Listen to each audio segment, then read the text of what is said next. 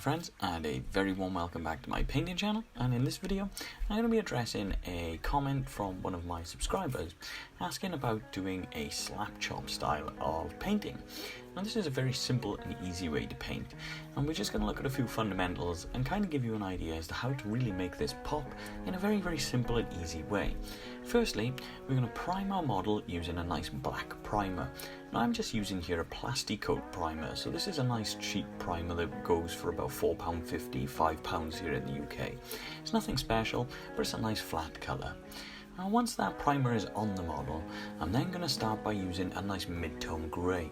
So I'm using a Stonewall grey from Vallejo with this, and pretty much all I'm going to do is I'm going to dry brush most of the model, but I'm going to leave some of the areas in black. And what we're going to do with this, the dry brushing is partly the key to getting a good slap chop, or at least from what I can find. So doing a little bit of research and looking into different styles and the way that different painters paint, this is sort of the way that I personally would do it myself. So what you're doing is you're dry brushing the mid-tone first, and you're allowing yourself to keep some of those darker areas still black. And the reason for this is when we put our contrast paint or our speed paint on top of the model, this is going to allow the colour to boost in vibrancy in areas that your dry brush is on the model. So the areas where you're keeping black are actually going to stay quite dark.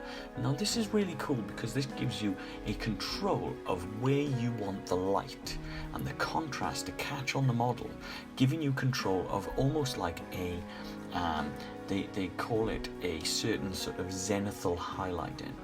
And what that means is you're controlling where the light source is going to be on the model. So once we've done our mid-tone, I'm then going to use Sky Grey, which is a nice light grey. And for this one now I'm going to catch more of the top of the model.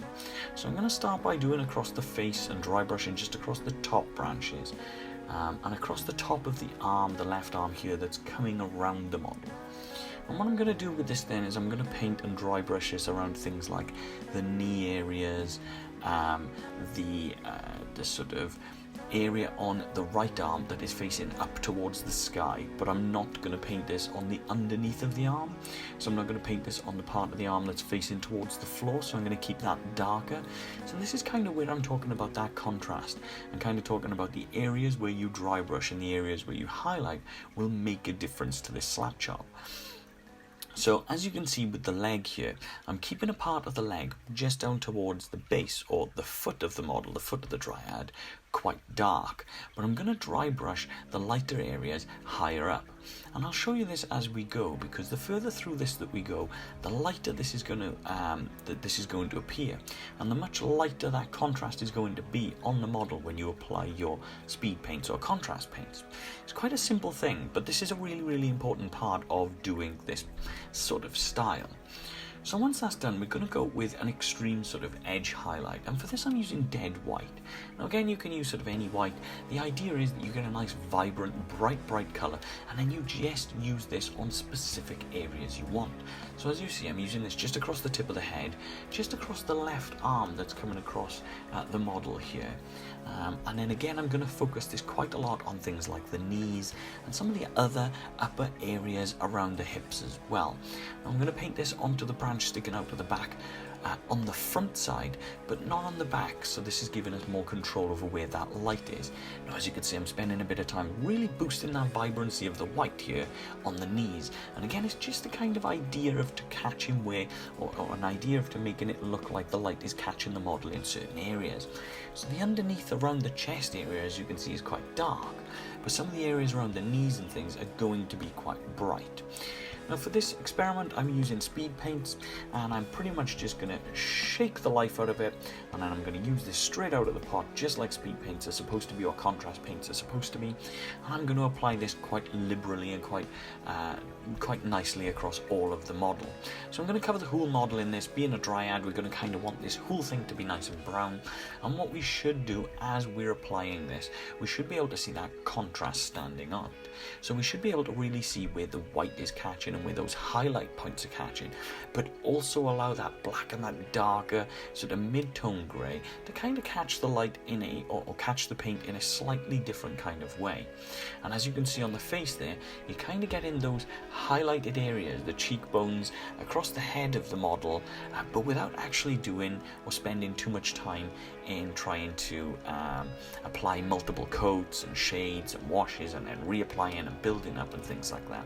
So if you're looking for a really quick and easy way to paint, this is a really good way of painting big armies, especially something like these dryads. If you've got 60 dryads to paint or 80 dryads to paint, the last thing you want to do is spend, you know, sort of 6, 7, 10 hours per model on each dryad, because it takes forever.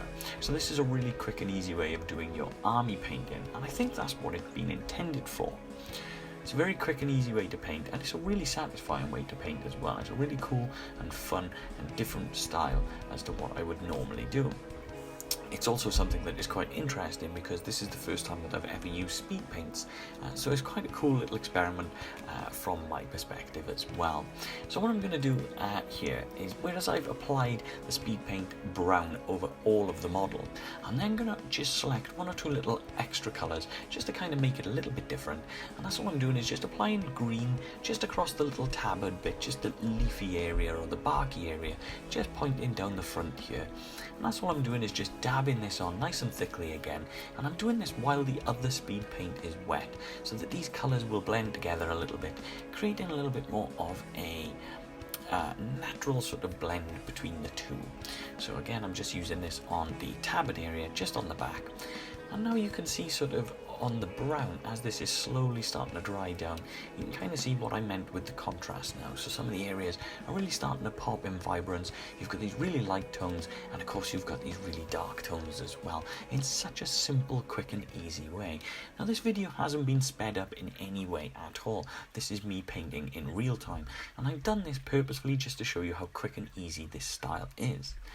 Again, adding a little bit more colour and a little bit more interest in texture and things to the model. I'm just going to use a little bit of orange as well, just across the back here, just to kind of break things up and give it a little bit more character than just being all one flat brown.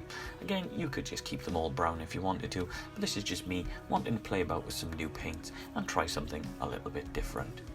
As you can see, the front side of the branch is much lighter than the back, purely based on the fact that we've used the white to highlight just where we think the light is going to be, across the top of the model and across the front of the model, rather than on the back. Very, very quick and simple way of painting. Now, this style of painting isn't going to be the type of painting that is going to win you great deals of awards, but it is a really fast, unique and fun way of painting. It's a really cool and different way of painting indeed, and it's something that's quite interesting to try, to be fair. So as a few little added optional extras, once you've painted the overall main colours and you've done all of your main slap chopping points, you can always just use little bits of ink and light colours like this, really thin down paints, just to put into some of the little symbols across the dryads. But then you can also paint some of the little details then, like the eyes and things like that, if you wanted to. Again, this is all completely optional, but these are just little added little extras that I wanted to pop on, just to kind of show you that you can break up all of that flat colour with some little bright, vibrant details. So again, as I say, the Mephiston red just here on the eyes, just to kind of make those eyes these little beady, glowing red eyes that you might see in sort of like the old sort of fashion cartoons when someone's walking through a haunted wood and the trees have got sort of red eyes and they're looking at you through the dark. But again, like I say, you can kind of see now where that transition is coming from the light to the dark, and how simple that speed paint has really picked up on some of those highlights. Just to give you an idea here, I've slowed this little clip down just to give you a little bit of a breakdown as to what I mean. So the contrast here on the light side here is you can really see where I've spent the time dry brushing those highlights across the top of the thigh here. You can really see that brown popping off the sort of white dry brush, but at the same time then you can also see that just down the bottom around the ankle and around the foot, you can see how much darker that is as well, where I haven't applied the dry brush quite as much, and that's giving you that almost illusion of light source and contrast that we're bringing through just by controlling where we're placing our dry brushing. So from this, what I would suggest is dry brushing is such an important and integral part of this slap chop technique, because this is kind of how you control where you want the light to be and where you control the contrast levels. So if you're quite interested in making like a zenithal highlight, which kind of just means that you're highlighting from a top-down point or from a specific kind of light source, this will give you much more control and much more definition to your models when it comes to applying these speed paints. So something, again, like I say, nice and simple. You can really see where that colour is taken to the face. You can see just across the top of the head where I've spent a bit more time dry brushing that dead white, where it's really bringing that vibrance and that texture through on the face as well. All in all, this is something that has taken me literally just a couple of minutes to sit down, prime black, dry brush up 3 different colours, or rather 3 different tones or shades of grey, and then just applying the speed paint from there. Very quick and simple. Again, this is the first time that I've used speed paint, so it just goes to show how quickly and easily this can be done. Even if you're a novice and you've never done this before, it can be made so simple. Like I said, this isn't a really fancy, over-the-top, special way of painting, but it is an easy way of painting, and it is something that will help you get through a massive amount of your backlog very quickly. So if you do have a big army to paint, this certainly is a cool way of doing it. So yeah, this is a really cool little tree that I painted, a little dryad that I've tried in a very different and unique style, and I've really enjoyed myself. So, as always, my friends, thank you so much for tuning in, for positivity, and for getting involved, and also for asking for some really unique things like this, because I'm learning just as much as you are. Thank you again, and I will see you guys on the next one.